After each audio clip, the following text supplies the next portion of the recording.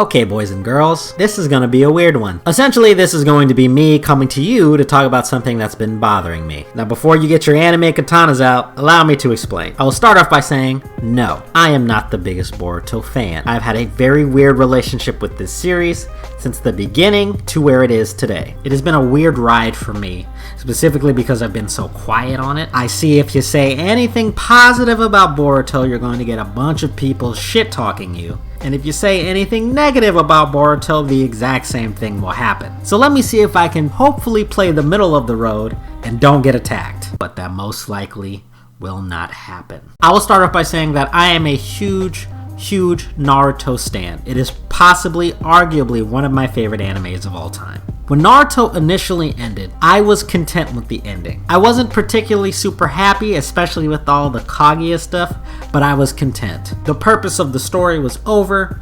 I did not need any more. I am not one of these people who believes that certain stories need to continue forever and we need to clear up every single nook and cranny of a story possible. I don't believe that. I think some stuff is meant to be open for interpretation, open for the imagination. Sometimes you don't need all the answers. Sometimes it's just better to come up with your own. So when Boruto the movie was initially announced, I was apprehensive. I didn't need to know what the next generation of ninja looked like. I felt like Naruto bringing peace to the entire world was enough. I didn't need any more of Naruto related content. And then I watched the movie, and you know what? I actually really liked it. I thought the dichotomy of Boruto versus his dad, him having to come to understand what his dad went through and what being a Hokage means to him, and Naruto learning how to be a proper father was a very interesting story, and I thought it was really cool. When the movie ended, I thought, that's enough. I don't need any more. Cause what else can you do in the Naruto universe instead of retread old ideas with different looking characters? So again, when Boruto the Next Generation anime was announced and when the manga was released, I was apprehensive. I did not want to like it. And then I watched the anime. And you know what? I still didn't like it. I thought it was really stupid to have a bunch of prequel episodes before the events of the movie. Because the only plot line that I care about was the one from the movie. So everything that happens before then, Boruto is just an asshole. He was annoying for the entire portion of the Boruto anime before the events of the movie. I also did not fully enjoy them redoing the entire Boruto movie. There was only certain sections of that arc that I thought were really cool. Of course, the redo of the Naruto and Sasuke fight versus that one alien guy was really cool, but not much else outside of that I felt like I needed to see again. Which is why I felt like they should have just gone ahead and animated the stuff that's happening in the manga. But of course, time restraints.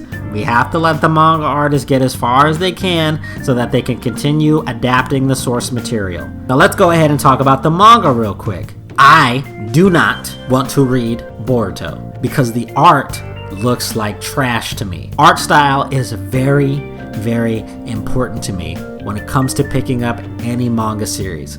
If I do not like the way it looks, I refuse to read it. That is a personal preference. I am not saying anyone who chooses to read things with art styles that I don't like a bad person. I'm not saying that you don't have taste. I'm just saying that I personally don't like it. It is the reason why I prefer watching Jujutsu Kaisen. It is the reason why I refuse to read Demon Slayer. It is the reason why I refuse to read Black Clover. And it is the reason why I refuse to read Boruto. I think everything looks really dumb. I don't like the way the art looks. I continued watching the anime all the way to the end of the movie arc. It became clear that they were still going to continue telling stories that are outside of the manga, so I got bored. I said, you know what? This isn't for me. Y'all can have it. I'm just gonna pretend like Boruto doesn't exist. It's not in my world.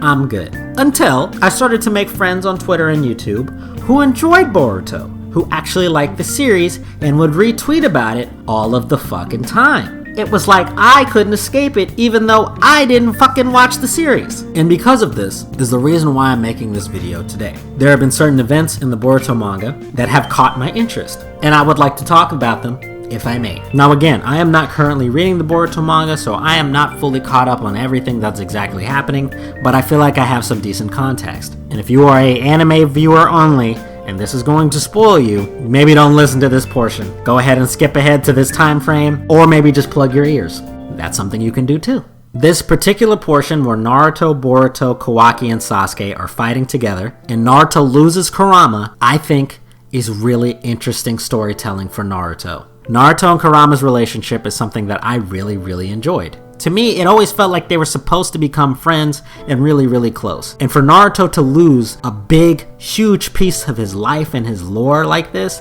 I think is really impactful. I can tell because even as someone who isn't reading it, I felt sad. I saw friends of mine who are reading the Boruto manga relay the same sentiment. It was so cool to me that I actually may end up reading Boruto now. This one portion has piqued my interest so much that I would like to know what's going on. Will that change how I felt about the anime or the art style? Absolutely not. But when there is good storytelling to be read, I will be there. The main point of this video is something that I would like to relate to Boruto fans and non-Boruto fans. It is perfectly okay to openly like something that you enjoy, to have fun with it, talk about it, post about it, all good shit. It is also perfectly okay to openly not like something. Just because everyone likes it doesn't mean you have to. Not everything is for everyone. At the very beginning, Boruto was not for me. I'm only getting back into it now because there are things that I think are really cool happening in the series.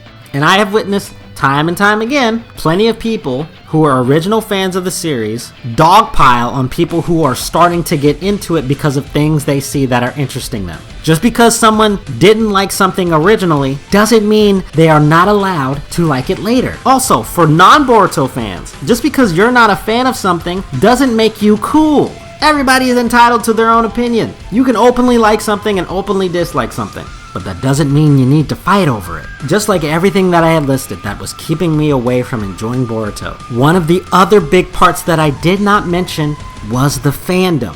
The fandom kept me from liking it. And again, I'm not just talking about the people who did like it, it was the people who didn't like it either.